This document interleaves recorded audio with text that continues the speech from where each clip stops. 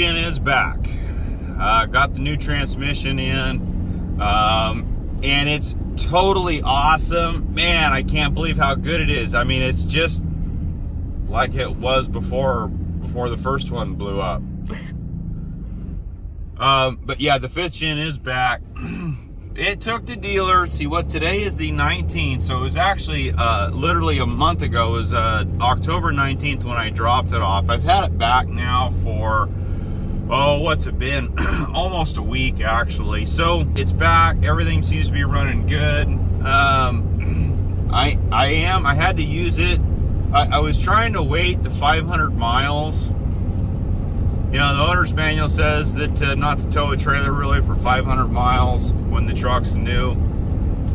I make the assumption that a lot of that, if anything, has to do with the transmission. I don't know, but I needed to use it. So my 04, my new 04 that I just got, you know, you don't use, for heavy, some of this heavy stuff, that's why you don't use pickup bed 3/4 ton single wheel trucks.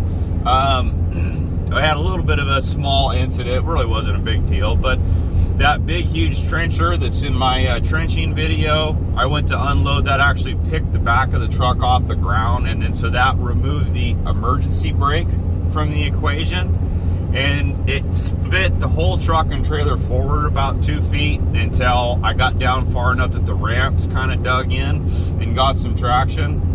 But, you know, that's why, you know, these trucks with flatbeds, with tools and dually, you know, duals in the back and everything, you get that weight. It's kind of nice also as a counterweight when you're loading some of this heavier equipment. So I said, you know what, I got to go back and use the 5th gen to get that trencher. It's too dangerous. So I got a couple 100 miles of break in. Does that count? And today I'm out and about. We got a number of pieces of equipment to move around. We got an orchard tractor that's got to go out here. We got to drop with the implement, the float that's hooked up to it right now, and then hook it up to a 10-foot flail mower.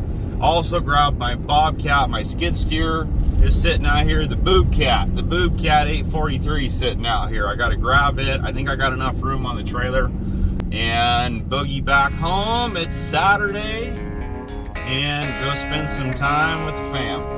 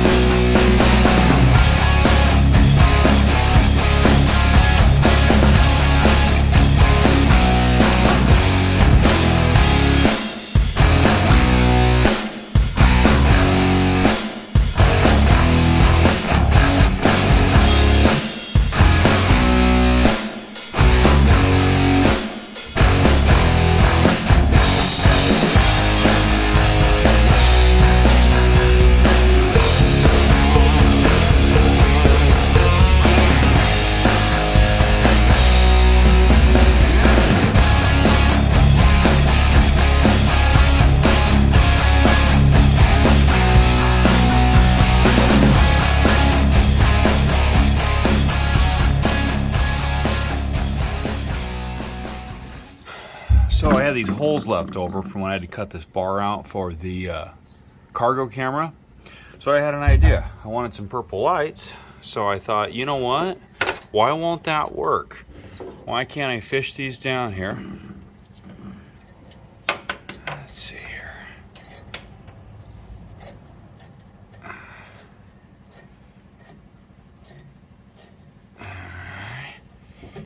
There. Why won't that work? Give me some cool purple lights back here and just tap into the ground and clearance lights here up in the headache rack, and we'll see how this turns out.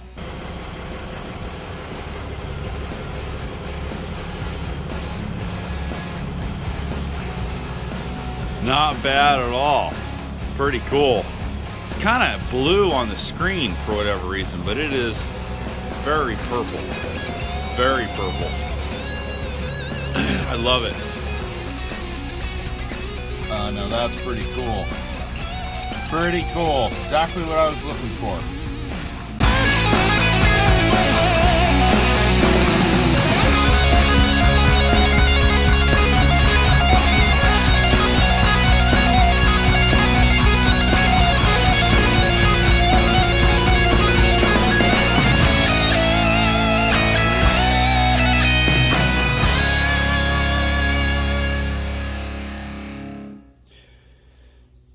Well, now that my truck is back, I've got a couple things I need to finish up. One of them is the backup camera. So I'm looking at this thing yesterday. I'm like, how the hell am I supposed to mount this? There's nothing in the upfitter kit that you get, no bracket, no anything. So I'm like, well, what? So I look online and found like cheap little plastic holders that are available, but for like 30 bucks for, like I said, cheap plastic that looks like one that'll break off with, one good accidental kick or something in the back. And then there's some other deals like 200 bucks. It's like, So I'm walking around the shop and I stumble across this little piece of scrap 3/4 inch square tubing. I thought, wait a minute here.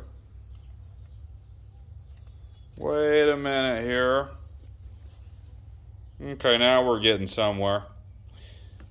I am going to make a holder, camera holder, out of these 4 pieces of steel. So, here goes.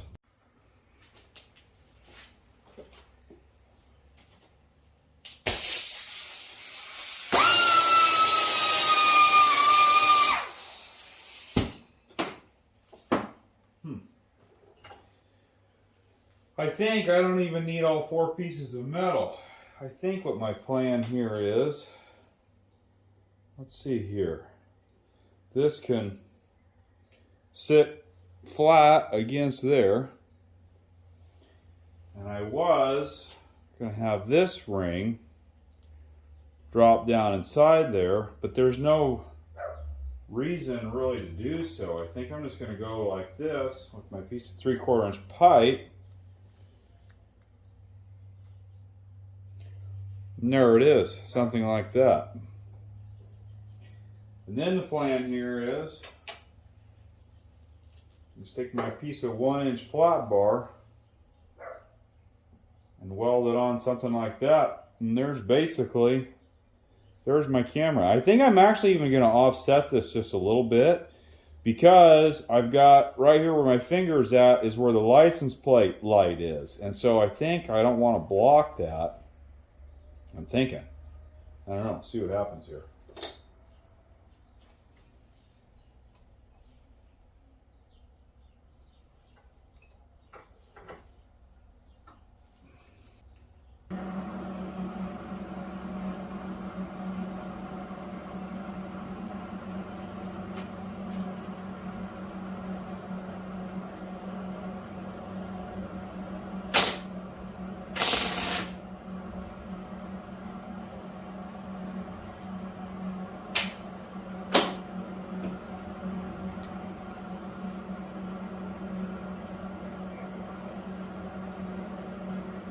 Yeah, there we go.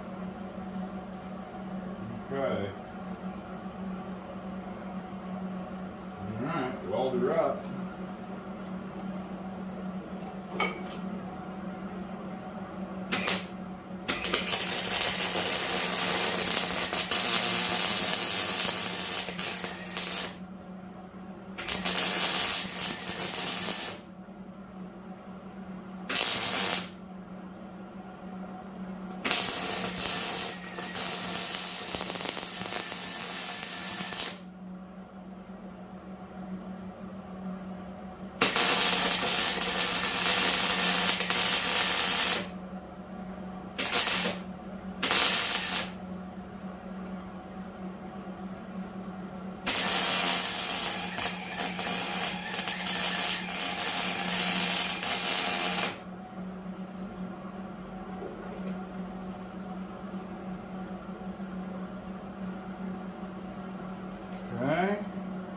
Well, that doesn't look like much, but there's the start of it, I guess. Then the question is how to retain the camera so the camera doesn't want to move around. Let's try test fitting this. Just got you. Let that cool down, and yeah, now I got to find a way to retain it so that it doesn't move.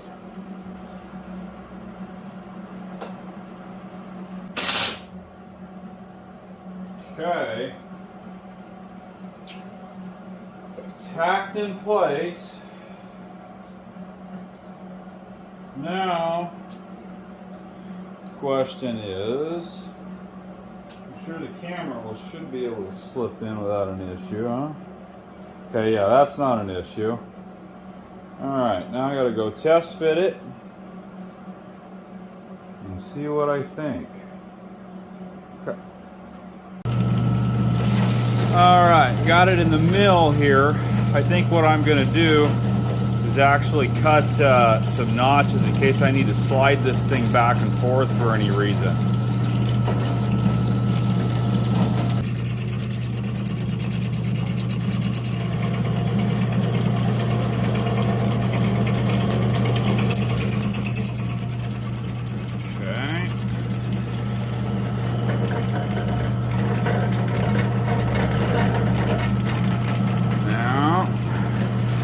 Back the other way.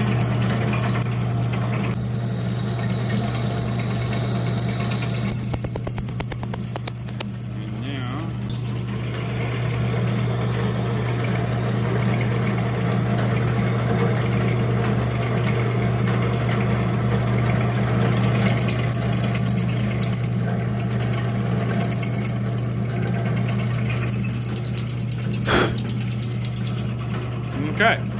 Now the other side. And there it is. I've got little tabs welded on. I'm going to use some soldering wire to that's nice and flexible and bendy to hold, use as a retainer to hold the camera in.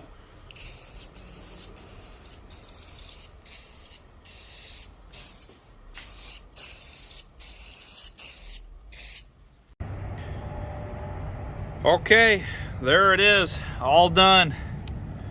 At first, I tried to use soldering iron to make like a little metal rope, for lack of a better term. If you've never messed with soldering, then you're not too sure what I'm talking about. But I tried to wrap it around the back side and loop it on dowel holes that I welded on there, and I didn't like it. I didn't like it at all. So what I did was I wound up and I made myself a little bracket that kind of sits on top and is held on by two number 10 screws. So I don't know, not bad, not bad. And what we got here is we've got a piece of 1 1/4 square tubing, a piece of 3/4 inch pipe, and then this is all just flat bar, 1 inch flat bar. And then those are actually little pieces of chain link, and then a piece of the 1 1/4 inch as a strap on the back side to hold the camera still and from popping out of there. So there it is, and I just drilled a hole right here to run the wire out. Well, and there it is. Not bad. I got the positioning of it just perfect. Now, one thing I do see, I do have a little bit of an issue, is my 3/4 inch pipe appears to just be coming into the screen just a little bit. I'm gonna have to work on getting rid of that. No big deal. I have to cut that down just a little bit. So I'll take it back apart and redo it. But hey, that's not bad. I got a rear view camera, and there's my cargo camera. The silly, that deal there is kind of funky. I realized during editing of this video, watching the footage back, that the camera was actually a little bit crooked in that 3/4 inch pipe. And so I went back out and readjusted and realized that, yeah, it was sitting in there just a little bit crooked. I just loosened the screws and got it set flat in there and tightened the screws back down, and it was all fine. And then the edge, it fixed all of it. So that's all it was. The last few days, I've really been driving the snot out of this truck. I've been coming and going and going and coming. And so I've got about 700 miles, I would say, on this new transmission at this point. I'm sitting about 3,400 miles on the truck. I would say that there was something wrong with that first transmission. At this point, this one's shifting better than the first one ever did. That big fat gap between 1 and 2 is getting where it's quite a bit, I don't know if I'm necessarily getting used to it, or it's just, I think it's quite a bit better than it was even when it left the dealership after getting this second transmission. It shifts quicker and crisper than the first one did, and it seems like it's either learned or broken or whatever, but 1 to 2 shift is definitely quite a bit better than the original trans. So, you know, all in all, I'm pretty happy with how everything's turned out, because, you know, it's interesting talking to different people, and some people, you know, just said, oh, aren't you just, you know, furious or outraged that your brand new truck that like that winds up and the transmission goes out and the transmission's on back order? And, you know, stuff happens. The bottom line is stuff happens. Equipment is, it's wiring, nuts and bolts and plastic and metal, and that's all it really is. And, you know, trying to keep everything going is not as easy as some people realize, and stuff happens is the bottom line. And that's what warranty is for. If everything left the factory perfect, no defects, never a problem, warranty wouldn't need to exist in the first place.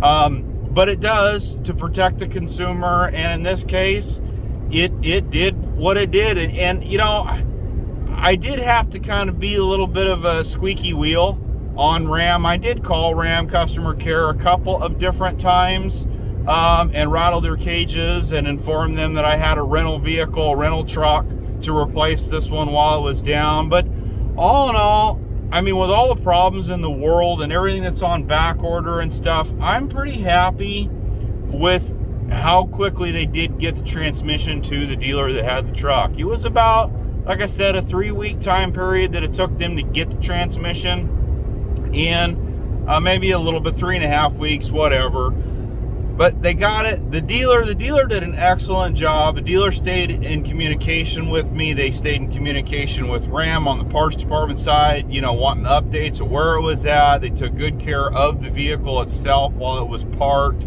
I can't say enough about my local dealer. And like I said, you know, Ram, for the most part, I'm happy. They got the transmission there, and it's up and going again. I will say, what Ram did is they created a case for my vehicle, and I got one person that was designated to my case. That was really nice. So I had his direct extension, and was able to get a hold of him, and he was a cool guy.